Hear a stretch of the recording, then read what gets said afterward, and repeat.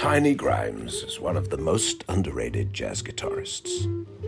It's a shame that such a wonderful musician has never reached the fame he so deserves. Born July 7th, 1917, and originally a drummer, he started his musical career on the piano in Washington, D.C. in 1935.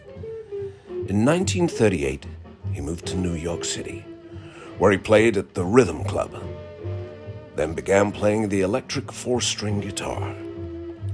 8 months later, he was working professionally on amplified guitar with a famous vocal group called the Cats and a Fiddle. In 1941, he moved to California, where, during a jam session, he met Art Tatum. The pianist was so impressed that he invited him to complete this trio with bassist Slam Stu. After 3 historical years with Tatum, where Grimes started making a name for himself, he formed his own group in New York called the Rockin Highlanders.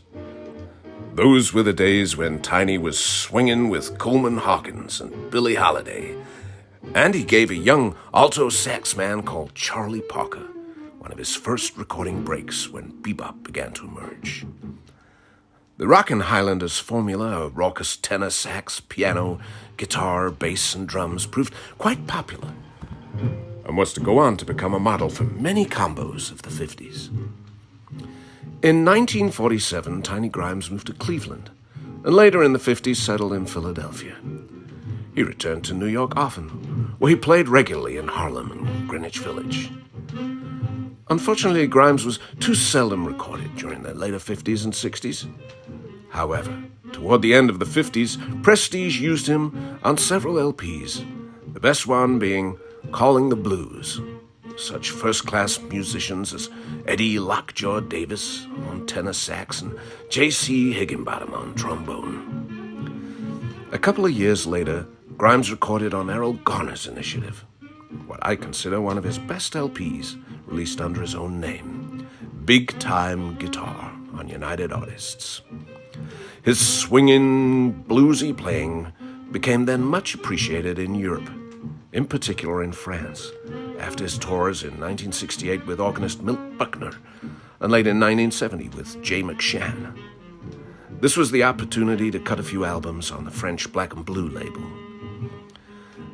The album we're listening to now focuses on the Rockin Highlanders period, and has particular vitality and interest because of Grimes' penchant to rock on his own originals. In this record, priority is given to the electric guitar and the screaming horn of Red Prysock or John Hardy. No doubt Grimes can play a melody as an article of faith and expresses the belief that a beautiful song like The Man I Love or Annie Laurie needs only to be played pretty in order to remain beautiful. Sure, he can make you dance on his infectious rhythm. Just try Rock the House, Hot in Harlem, or Flying High. And yes, Daddy-O, he will make you dance. And dance, and dance, and dance the rock and roll. Just listen to this album and there'll be no more need to dig into your medicine cabinet for that pepper-upper.